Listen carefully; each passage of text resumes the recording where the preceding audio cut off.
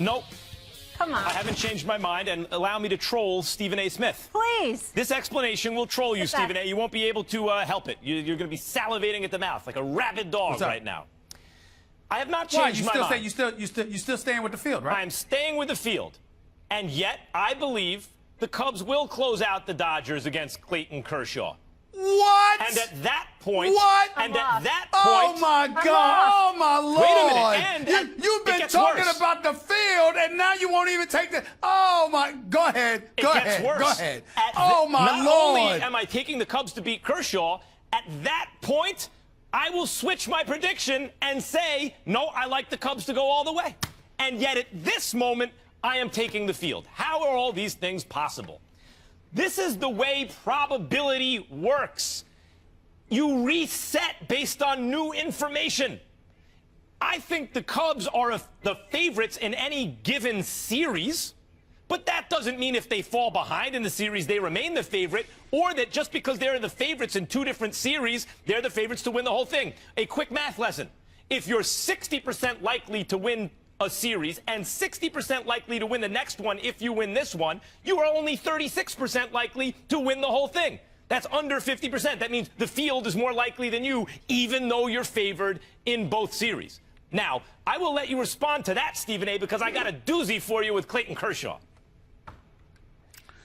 I have no response to it because, as far as I'm concerned, it makes no sense to me. I'm watching the games. I'm not relying on sabermetrics, analytics, or whomever else is going to throw those numbers out there. I'm watching Addison Russell. I'm watching Javier Baez. I'm watching this kid Wilson Contreras, who might end up getting Hayward benched because of the way he's balling in the postseason compared to the way Hayward is balling in this postseason series. That's what I'm looking at. I know what I'm seeing. I came into this series saying I'm rolling with the Cubs, and I'm going to stay with rolling with the Cubs just right the other now day, you were because like, that's what I'm seeing. Just the other day, you were like, I have to admit, I'm getting nervous. I'll stay with the Cubs for now, but I'm going to reevaluate. I said, no, I did not say I would reevaluate. I said I was nervous, but I'm not changing.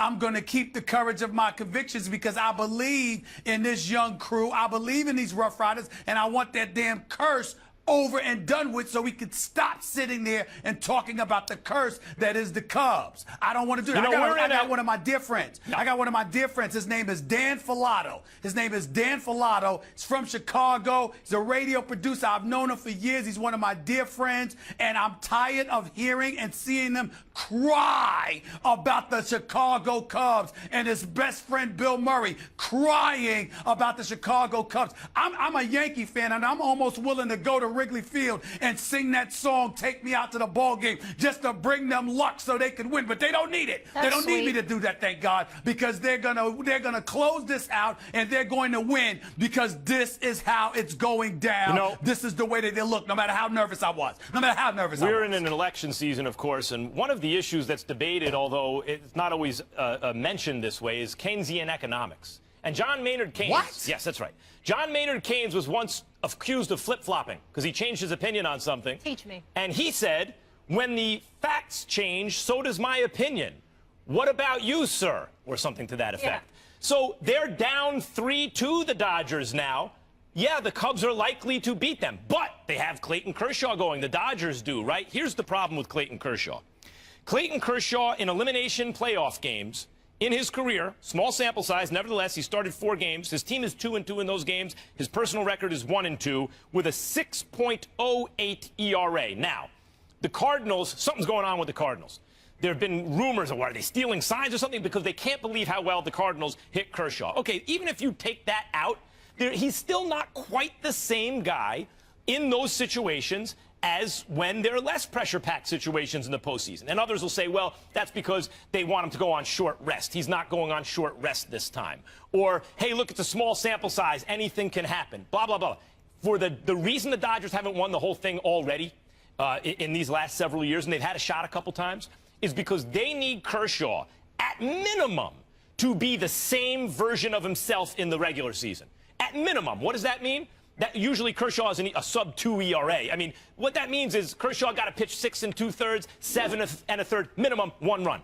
That would be acceptable. But what about elevating and getting even better under the pressure? Like guys like Kurt Schilling, I brought up El Duque, Fernando Valenzuela, and several others who really, John Smoltz and others, who elevated, who actually got, we seen Bumgarner, get better under pressure. He has to do that. And maybe he does it against the Cubs tonight. But based on his track record, he hasn't inspired confidence in me that he will. What I'm expecting to see is some at least slightly lesser version of Kershaw get closed out by the Cubs tonight. And if and when that happens, I will reevaluate my opinion about the field versus the Chicago Cubs. So in other words, your position that you're taking the field against the Cubs is something that will change possibly in 24 hours? Easily, yes. Well, when the field includes 4 teams, I have nothing or else to 6 say. teams, or 8 teams, it's different than when it includes 1 team, yes. I have nothing else to say. So far, I've stayed with the Cubs. I'm sticking with the Cubs. I happen to be right. I don't have to debate you about this. You don't even know. Hold it up. You don't even know what the hell you picking. Everyone knows where I stand. I'm rolling with the Cubs. I know. I know what I'm picking today, but then based on new information, that might change tomorrow. It's possible. Sure. Okay, I got it. So you might as well not have picked the series then. That's what you're saying. Why? No, you're making projections. It's Friday, everyone. Let's stay in a good mood. Okay. Let's leave it there. I roll with the Cubs. Coming into the series, I'm sticking with the Cubs. I'm always in a good mood when Stephen A. Smith and I are berating each other on TV. All right, let's leave it there. We had one last night. Aaron Rodgers, your guy, Stephen A., was 39 of 56 for 326 yards and 3 TDs, leading the Packers to a 26-10 victory over the Bears and setting a franchise record for completions. Rodgers struggled to get the offense moving in the first half, but the offense opened up in the second. Will we see the Aaron Rodgers we used to know this season, Stephen A., that bad man that you love? I doubt it. And the reason why I doubt it is because I don't have that much confidence in his receivers. He dipped and dunked a lot yesterday, throwing the ball 56 times. Over 20 of them were for 5 yards or less, meaning that's how far he threw the ball. To me, that's not going to get it done. That's not the Aaron Rodgers that I know and love. The Aaron Rodgers that I know and love is whether he's in the pocket or scrambling beyond the pocket. The Aaron Rodgers that I know and love is the Aaron Rodgers that's going to fling the football downfield. I'm not sure that Devontae Adams, even though he had a big game, or Jordy Nelson, or Randall Cobb and those boys are capable of getting open in those situations against some of the better teams. I'm not getting caught up in the Chicago Bears. I think the Chicago Bears are a shell of itself. I think they're contaminated by the mere presence of Jay Cutler, even though he was on the sidelines and not playing. I think that Brian Hoyer going down didn't help matters. Barkley comes in, throws 2 interceptions. Their offense is anemic. As a result, you can take chances, and as a result, you can take chances on defense, but on the offensive side of the ball, you can afford to be methodical, dip and dunk, and beat them that way, chewing up the clock, and just march downfield, and that will be that. Against some of the better teams in the NFL, that's not going to work. I'm not saying that we won't see him. I'm saying that in terms of my confidence level, that bad man that I know him to be, I didn't really see much of that last night. And my attitude is that I'm not going to be convinced until I start seeing him fling that football down the field again. And in order for him to do that, those receivers are going to have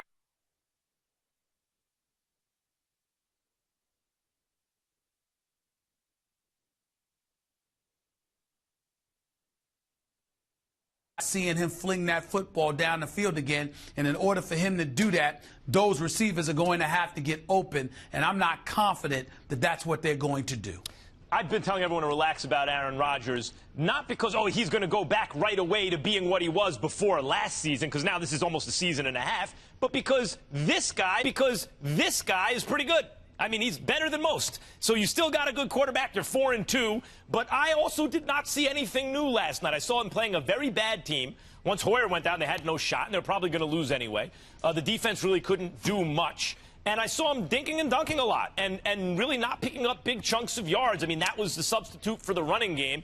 Little dink and dunk passes. On the vertical passes, on the stretch vertical, down the field stuff, same guy, not that accurate. And by the way, where we disagree here is you're blaming his receivers. And certainly he doesn't have Jordy Nelson of a couple of years ago. And sure, that would make a difference. However, Casey Joyner, the football scientist, did tape analysis, tape-based analysis, broke down. He sits there and watches all this stuff and records when it's this guy's fault or that guy's fault. Said Rodgers was off target coming into Week 7, 37.7% of the time on his vertical passes. Those are aerial thrown 11-plus yards down the field. So none of these 5 and 6, and as you said, 5.5 yards a pass. You're throwing it down the field. He's off target qualifying quarterbacks based on the number of reps they've had. That's tape-based analysis that, according to Casey Joyner, showed, no, not his receiver's fault, not his receivers not being open, Aaron Rodgers not being accurate down the field. So then the question becomes, will we see that bad man again that you love to talk about, and I think is, when he's right, is the best, or was, at least till a season and a half ago, the best player in the game? And I'm not convinced we will this season. If you study great athletes in any sport, even the long-time great athletes, there's usually a little dip in their career at some point. They go through that athletic prime early, which is usually the best version of them we see, and then it looks like they're declining, and they're sometimes in their early mid-30s, and then they can have another stretch after that where they're, even if they're a little bit different than they used to be athletically, they're still more or less as good as they ever once were. Maybe a little less, but still approximating it. And usually I think that dip happens when their bodies start to change. They lose a half a step. They're not quite as good as they used to be. They can't get away with quite as much, but they also, because those changes are so imperceptible, they happen so gradually, they haven't yet adjusted to it. And I don't see evidence this season that Aaron Rodgers has adjusted to maybe what the new normal, what the new reality for him is physically, and therefore I have no reason to believe he will throughout the course of this season. He didn't last year. I don't think he's done as being in the conversation for the best player in the game, but I don't think that's going to happen this year. Well, listen, I can tell you this. The important reasons as to why that is. And for me, Aaron Rodgers looks distracted. He don't look like himself. He was proud of Devontae Adams last night in the way that he was playing. I remember I was talking to Mark Schlereth on my radio show yesterday, and he was alluding to Aaron Rodgers and how, being distracted. His brother was on The Bachelor. Family business got out in public, and all of this other stuff. I mean, just bringing in. Some people have been bringing into the equation off-field things that may play a role in how a guy's psyche is and how he approaches the game and how he looks on the field in terms of playing the game of football. I'm seeing Aaron Rodgers underthrow and overthrow. I'm seeing him lose the football. Second consecutive week he's lost fumbles. This is a guy that's made a career not only of throwing beautiful passes, but protecting the football. That doesn't appear to be who he is right now. And it's very shocking to see this happen. And so I look at it from that perspective, and that's one of the things that concerns me about him. Also, the Jeff Pearlman book came out about Favre, and it detailed some of the stuff in his relationship with Aaron Rodgers that was not so flattering for either, maybe particularly not Favre. But at any rate, for those who would dismiss off-the-field distractions as the reason that you could have a negative, it can negatively affect someone's performance, it's really very straightforward. It's common sense. If you have problems at home or in your personal life, does it ever affect your work product? For many of us, the answer is yes. For some, the answer is no. But for many people, the answer is yes. And that goes for athletes, too. And that may be part of the explanation, because what we're seeing the last 6 games this season, or 7 games this season, and all of last